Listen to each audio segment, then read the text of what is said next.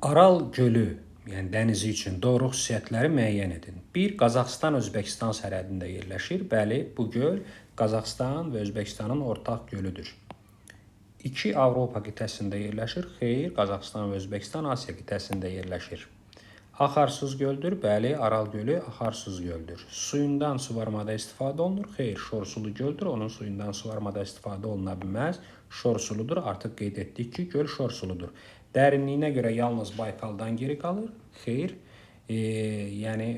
bu Aral üçün xas ola bilməz. Aral elə də dərin olmayan göldür. Dərinliyinə görə yalnız Baykaldan geri qalan göl Afrikadakı Tanganika gölüdür. Cavab 1, 3, 5 A bəndidir.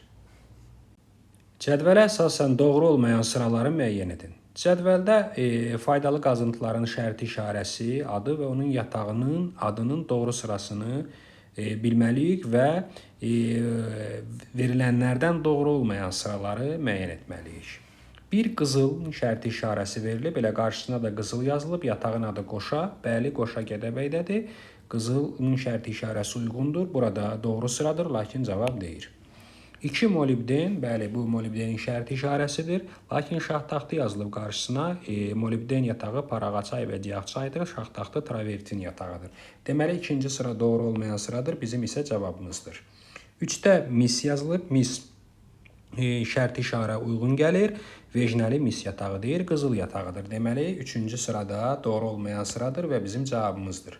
4-də xromiti göstərilib, ipək, xromit, bəli, ipək xromit yatağıdır, lakin şərti işarə xromit deyil, alunitindir. Deməli, 4-cü sırada doğru olmayan sıradır və bizim cavabımızdır. 5-də polimetal mehmana, həm yatağın adı düzdür, şərti işarə də doğrudur, lakin cavabımız deyir. Nəhayət sonuncu kvars qumu hökməli, bəli, şərti işarə kvars qumunundur, hökməli də elə kvars qumu yatağıdır. 6-cı sırada doğru sıradır, cavabımız deyir. Cavab 2, 3, 4 E bəndidir.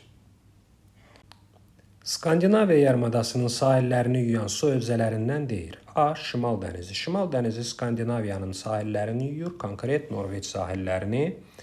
Odur ki, birinci dəniz cavabımız deyir. Baltik dənizi. Baltik dənizi də Skandinaviya yarımadasının sahillərini yuyan dənizlərdəndir. Botnik körfəzi, bəli, Botnik körfəzi elə Baltik dənizi daxilində yerləşir. Norveç dənizi adından görüldüyü kimi Norveç sahillərini yuyur. Alyaska körfəzi isə Skandinaviya yarımadasından xeyli kənarda Şimali Amerikanın qərb hissəsində yerləşir. Cavab E bəndi. Cədvələ əsasən doğru sıraları müəyyən edin. Cədvəldə adalar və onlara xas əlamətlər verilmişdir. Birinci sırada Azor və İslandiya göstərilib və divergent sərhəddə yerləşməsi verilir. Bu doğru sıradır. Azor və İslandiya adaları Atlantik okeanın divergent sərhəddində yerləşirlər. 2. Spitsbergen, Kuril mərcan mənşəlidirlər. Xeyr, bu adaların heç biri mərcan mənşəli deyil. Ümumiyyətlə, mərcan adalarının yayıldığı ərazidən xeyli kənardadırlar, soyuq iqlim şəraitində. İkinci sıra doğru sıra ola bilməz. 3. Aleut, Marian adalar qövsü əmələ gətirmişdir. Bəli, həm Aleut adaları, həm Marian adaları Sakit okeandadır və bu adalar qövsü əmələ gətirmişdir. 4. Kanar və Komor adaları Asiya qitəsinə aiddirlər. Xeyr, Kanar adaları və eyni zamanda Komor digər adı ilə Qəmər adaları Afrika qitəsinə aiddir. 5-ci sırada Kanada, Arktika, Malay qrup halında olub arxipelag əmələ gətiriblər. Bəli, həm Malay arxipelaqı, həm də Kanada, Arktika arxipelaqları var və bunlar dünyanın ən iri arxipelaqlarından sayılırlar. Deməli, 5-ci sırada doğru sıradır. Sonuncu Siciliya və Korsika Karib dənizində yerləşirlər. Xeyli, Siciliya və Korsika Aralıq dənizində yerləşir. Deməli, cavabımız 1, 3, 5 C bəndidir. 22 iyunda Günəş hansı yarımadada zenitdə olur? Biz bilirik ki, 22 iyunda Günəş şimal tropik xətti üzərində zenitdədir. Deməli, elə yarımada seçməliyik ki, həmin yarımada şimal tropiki xətti ilə kəsişsin. Koreya yarımadası şimal tropik xətti ilə kəsişmir, bütövlükdə mülayim işıqlanma qurşağında yerləşir. Piriney yarımadası eləcə Koreya kimi Piriney yarımadası da mülayim işıqlanma qurşağında yerləşir. Burada Günəş zenitdə olmur. Balkan yarımadası da elə Piriney ilə eyni təqribən eyni paralel xətti üzərindədir. Burada Günəş zenitdə ola bilməz. Cavab D bəndi Ərəbistan yarımadasıdır. 22 iyunda Günəş məhz Ərəbistan yarımadasında zenitdə olur. Labrador yarımadası isə xeyli şimalda yerləşir, yəni burada günəş zenitdə ola bilməz. Cavabın D bəndi olması təsdiqini tapdı. Daxili axarsız hövzənin çayları. 1. Volqa çayı. Volqa çayı daxili axarsız hövzənin çayıdır və tökülür Xəzər dənizinə. 2. Amudərya. Amudərya da Volqa kimi daxili axarsız hövzənin çayıdır, lakin tökülür Aral dənizinə. 3. Lena çayı. Lena çayı Şimal Buzlu Okean hövzəsinə aiddir. Bu daxili axarsız hövzənin çayı ola bilməz. Orinoka çayı tökülür Atlantik okeanına, yəni daxili axarsız hövzə deyil. Nəhayət sonuncu Sırdərya çayı. Sırdərya çayı da Amudərya çayı kimi daxili axarsız hövzənin çayıdır. Tökülür Aral dənizinə və yaxud digər adı ilə Aral gölünə. Cavab 1, 2, 5 B bəndidir. Xəritə sxemə əsasən qışı quraq keçən mülayim isti iqlim yarımtipində yerləşən ərazini müəyyən edin. Verilmiş ərazilərdən 2 rəqəmi ilə işarələnmiş ərazi, yəni Qanı-Xəyrişay çökəkliyi qışı quraq keçən mülayim isti iqlim yarımtipində yerləşir.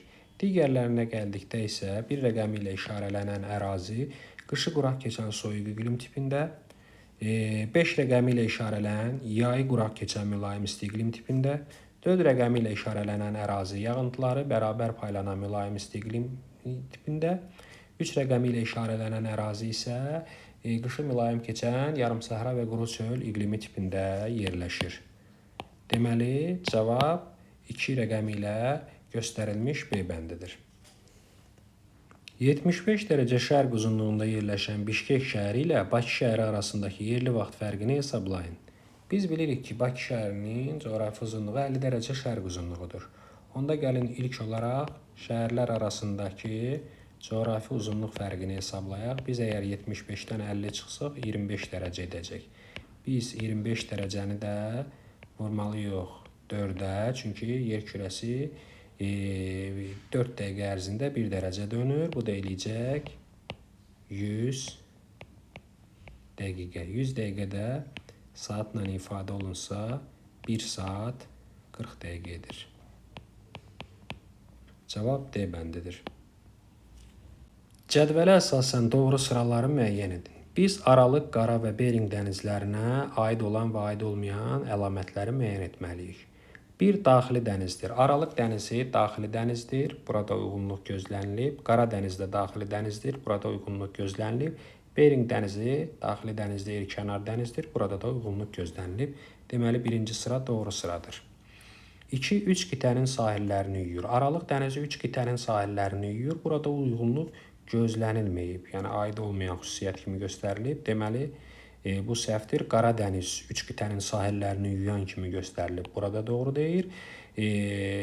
Bering dənizi 3 qitənin sahillərini yuyan, aid olmayan kimi göstərilib. Bu doğru deyil, lakin digər ikisi yanlış olduğundan ikinci sıra doğru deyil.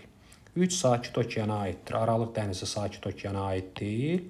Qara dəniz aid deyil. Bering dənizi aiddir. Yəni, bir dənəsi səhv olduğu üçün cavab ola bilməz. 4. Adalar arası dənizdir.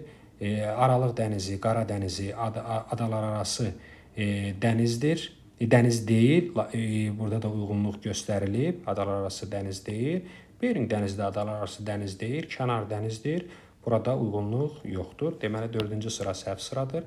Nəhayət sonuncu şimal yarımkürəsində yerləşir. Hər ikisinə aid yazılıb. Bəli, həm Aralıq, həm Qara, həm Bering dənizləri şimal yarımkürəsində yerləşir. Deməli, 5-ci sıra doğru sıradır. 1-5 cavab B bəndidir. Nisbi rütubətliyi 60% olan 1 kub metr havanın su buxarı ilə doyma həddinin 30 qram olduğunu nəzərə alaraq mütləq rütubətliyi hesablayın. Məsələni həll etmək üçün sadə tənasüb qurmalıyıq. Burada 30 qram doyma həddidir. 100%-ə bərabərdirsə, x qram 60%-dir. X də bərabərdir burada 18 qram. Deməli, nisbi rütubətliyi 60% olan 1 kub metr havanın mütləq rütubətliyi 18 qramdır. Cavab Y bəndi. Cədvələ əsasən doğru sıraları müəyyən edin.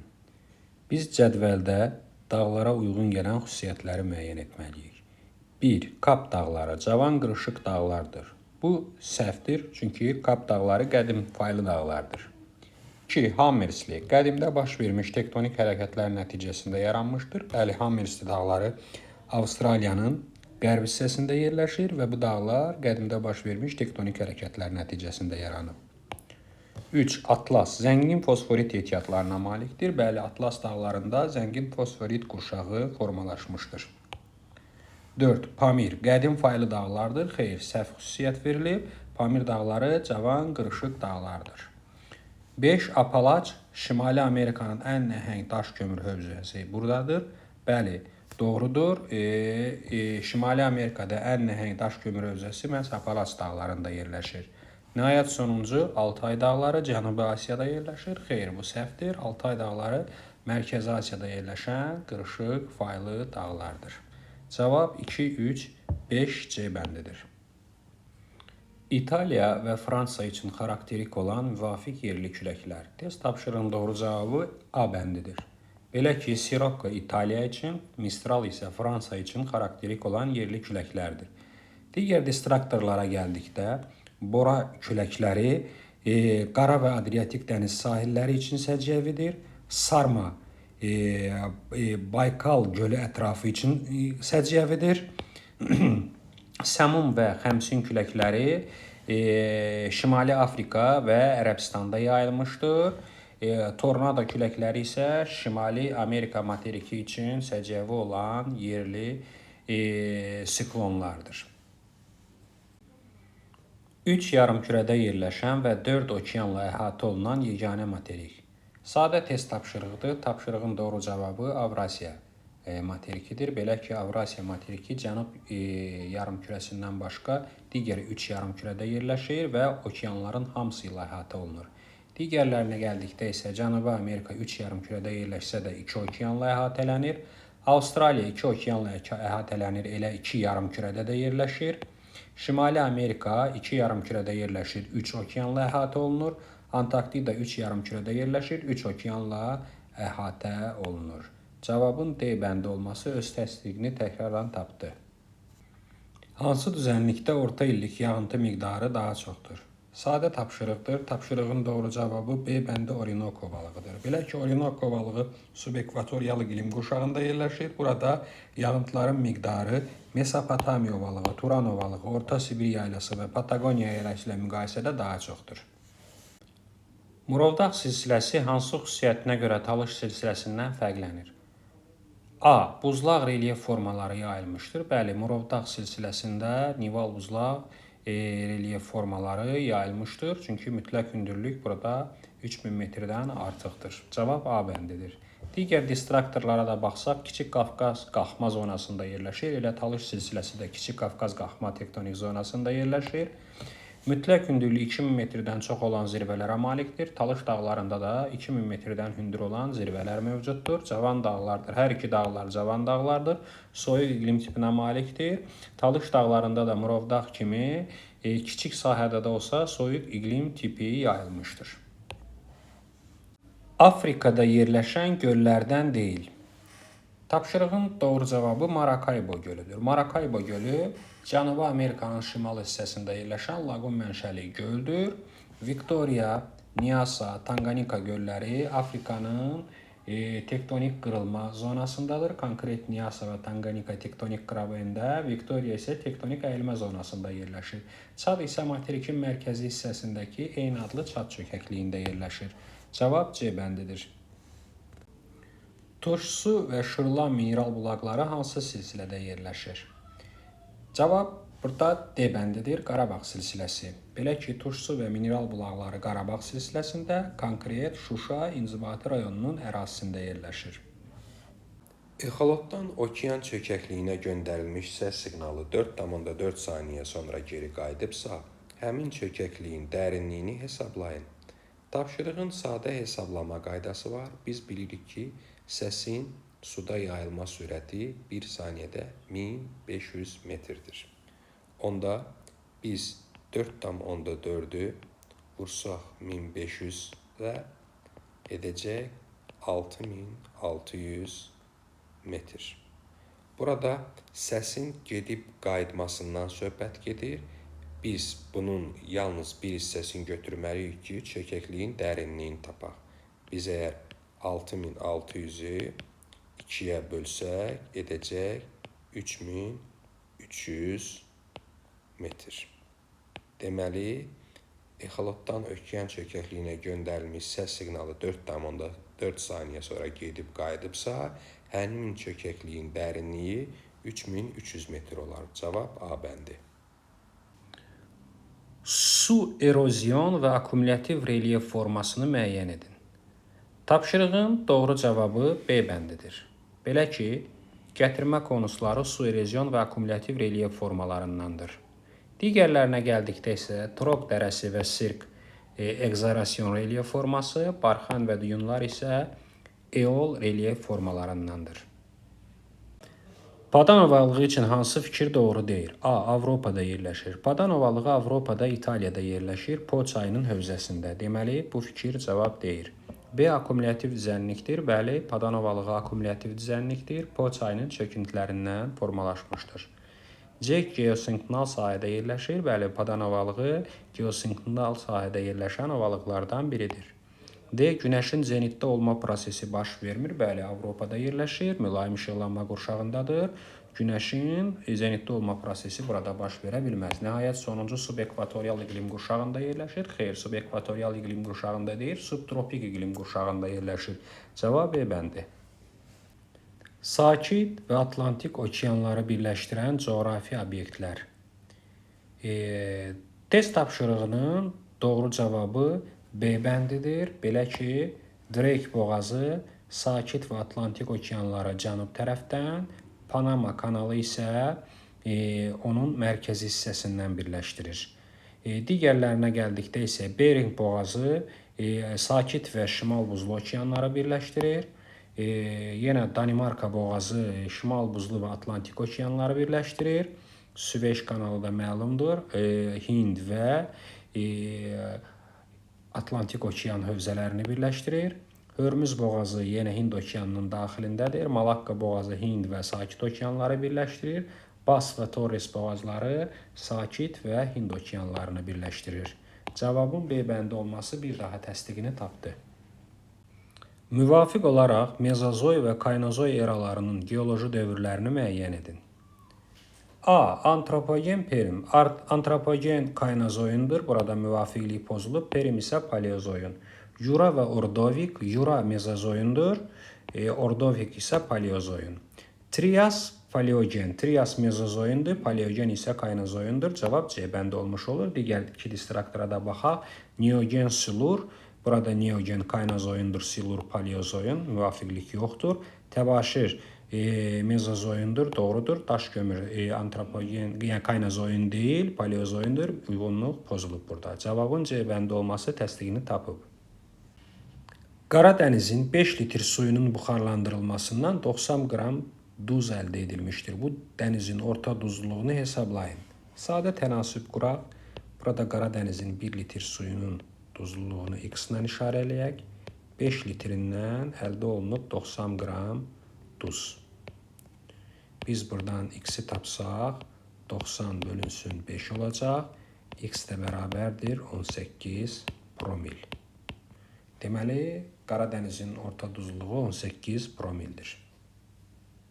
Xəritə sxemə əsasən soyuq okean cərəyanlarının təsiri altında olan əraziləri müəyyən edin. Xəritə sxemə diqqətlə nəzər yetirsək, bir rəqəmi ilə işarələnən ərazinin isti Gulf Stream cərəyanının təsiri altında olduğunu görərik. 4 rəqəmi ilə işarələnən ərazinin isə isti Şimali Atlantika cərəyanının təsiri altında görərik. 2 rəqəmi ilə işarələnən ərazi isti Braziliya cərəyanının təsiri altındadır. 3 rəqəmi ilə işarələnən ərazi isə soyuq Peru cərəyanının təsiri altındadır. 5 rəqəmi ilə işarələnmiş ərazi soyuq Bengel cərəyanının təsiri altındadır. 6 rəqəmi ilə işarələnən ərazi isə soyuq Qərbi Avstraliya cərəyanının təsiri altındadır. Bu halda cavab 3, 5, 6 olacaq. Doğru sıraları müəyyən edin. Biz burada materiklərin ucqar nöqtələrinə aid doğru əlamətləri, xas əlamətləri müəyyən etməliyik. 1. Çelyuskin Avrasiyanın ucqar şimal nöqtəsidir. Bəli, Çelyuskin ucqar nöqtəsi Avrasiyanın materikinin ucqar şimal nöqtəsidir. Deməli, birinci sıra doğru sıradır. 2.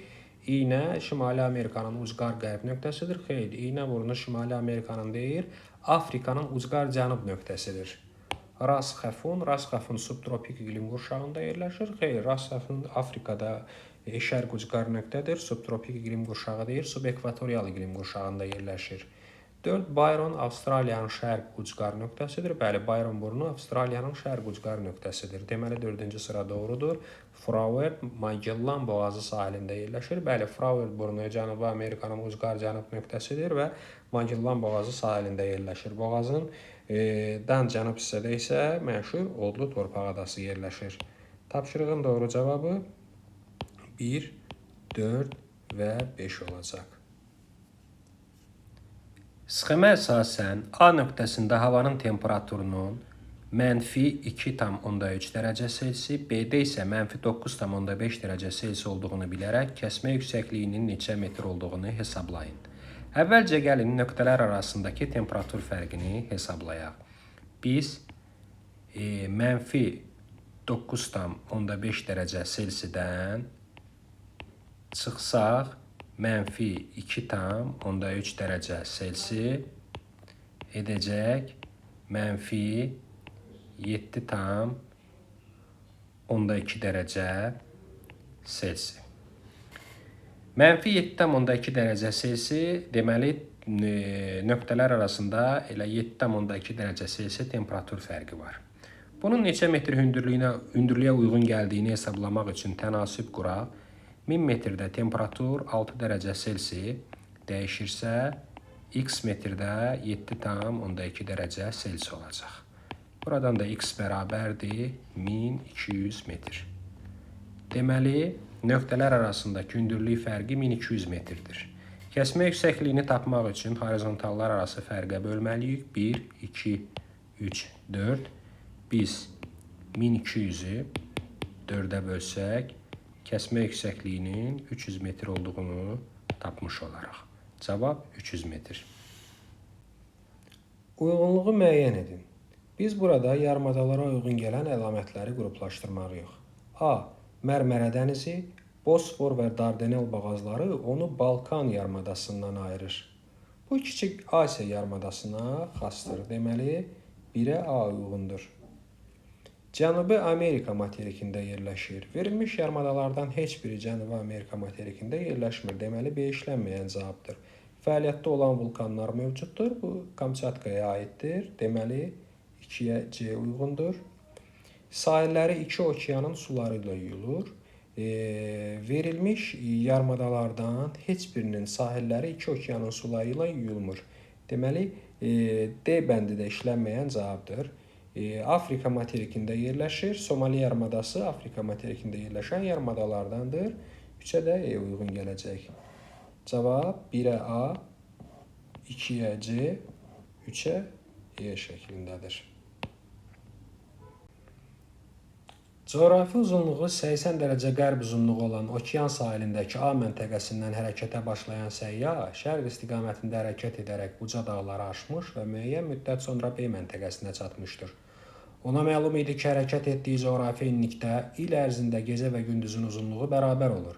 Səyyah müəyyən etdi ki, çatdığı məntəqənin coğrafi uzunluğu 51 dərəcə qərb uzunluğudur və burada materikin ən böyük çayının mənsəbi yerləşir. Coğrafi uzunluqlardan məlumdur ki, axtardığımız materik qərb yarımkürəsindədir. Burada bir işarə verilir ki, hərəkət etdiyi coğrafi enlikdə il ərzində gecə və gündüzün uzunluğu bərabər olur. İl ərzində gecə və gündüzün uzunluğunun bərabər olduğu yeganə enlik ekvatorial enlikdir. Yəni, ekvator xətti üzərində hərəkət etmiş və qərb yarımkürəsindədir. Ekvator xətti üzərində hərəkət etmiş və qərb yarımkürəsində olan materik şübhəsiz ki, Cənubi Amerika materikidir. Biz materiki tapmış olduq. Cənubi Amerika.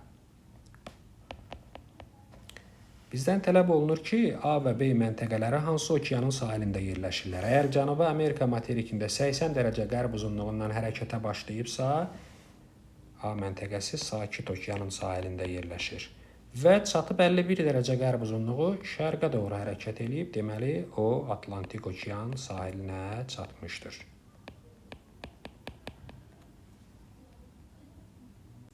Səyyahın aşdığı uca dağların və mənsəbinə çatdığı çayın adını yazın. Biz artıq bilirik ki, səyyah Cənubi Amerika materikindədir və Sakit Okeandan sahilindən Atlantik Okean sahilinə doğru hərəkət eləyib və şübhəsiz ki, onun aşa biləcəyi uca dağlar Ant dağlarıdır, materikin ən hündür dağları. Və mənsəbinə çatdığı çayın adını yazın. Bu çay da heç şübhəsiz Amazon çayıdır. Səyyah hərəkət edərək Amazon çayının mənsəbinə qədər gəlib çatmışdır. A və B məntəqələrinin yerləşdikləri saat qurşaqlarını və səyyahın neçə kilometr məsafə qət etdiyini cədvəldə yazın. A məntəqəsini yerləşir 80 dərəcə qərb uzunluğunda. Biz onun saat qurşağını tapmaq üçün 80 dərəcəni böləcək 15-ə edəcək 5 dəfə. 5 dəfə 15, 75. Qalığımız 5-dir, kiçikdir 7,5-dən. 5-i olduğu kimi saxlayırıq, lakin 24-dən çıxmaq şərti ilə. 24 çıxılsın 5 bərabərdir 19. Deməli, A məntəqəsi 19-cu saat qurşağında yerləşir. B məntəqəsi isə biz əgər 51-i dərəcəni bölsək 15-ə edəcək 3 dəfə. 3 dəfə 15, 45. Qalığımız 6-dır, kiçikdir 7,5-dən. 3-ü saxlayırıq, lakin yenə də 24-dən çıxmaq şərti ilə edir 21. Deməli, B məntəqəsi də 21-ci saat qurşağındadır. Qət olunan məsafəni tapmaq üçün biz 80 dərəcədən çıxacaq 51 dərəcəni edəcək 29 dərəcə. Ekvator üzərində 1 dərəcəlik qövsün uzunluğu 29-u da 111 kilometrə vursaq edəcək 3219 kilometr.